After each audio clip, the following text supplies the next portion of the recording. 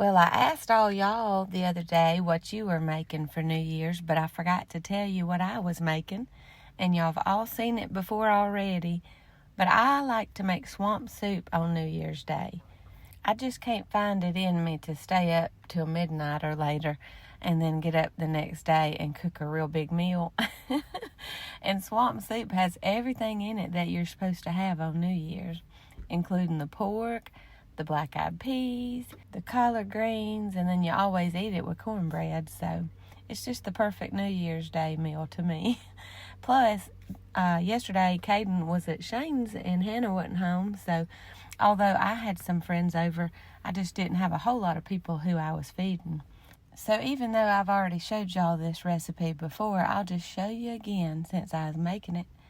I got my sausage all diced up and cooked in that pan, and then I leave the grease in it and cook the onions in there after. And once they've cooked down some, I'll start adding the rest of the ingredients. 2 large cans of Margaret Home collard greens, 1 can of Margaret Home Hoppin' Johns, and this time I used 2 cans of Margaret Home's buttered corn. And I drained a can of northern beans and put it in there.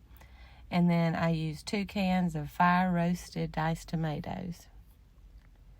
Put all that in and don't taste it yet. It won't taste good till after it has had time to simmer. All those flavors come together and it's just so delicious. And even if you don't like greens, I say this every time, you need to try it because it's delicious. That was vegetable bouillon. You can use a cube or the paste. And this right here is cooking with Miss Hal's Creole Zydeco. After it's done come to a simmer like that, I put my sausage back in, stir it up, cover it up, turn it on low, and let it cook for about an hour. And then I make my cornbread. That's White Lily self-rising cornmeal mix, a little bit of oil, 2 eggs, and some buttermilk. And when you use self-rising cornmeal mix, you don't need to add flour. A lot of people ask me why I don't put flour in it. It's already got it in there. So I just add buttermilk until it gets to the right consistency. You want it to be kind of like pancake batter. And I do put salt and pepper in mine. I don't really like sweet cornbread, and a lot of people say, I've never seen anybody put salt and pepper in their cornbread mix. Just try it. You might like it. I put a little salt and pepper in almost anything.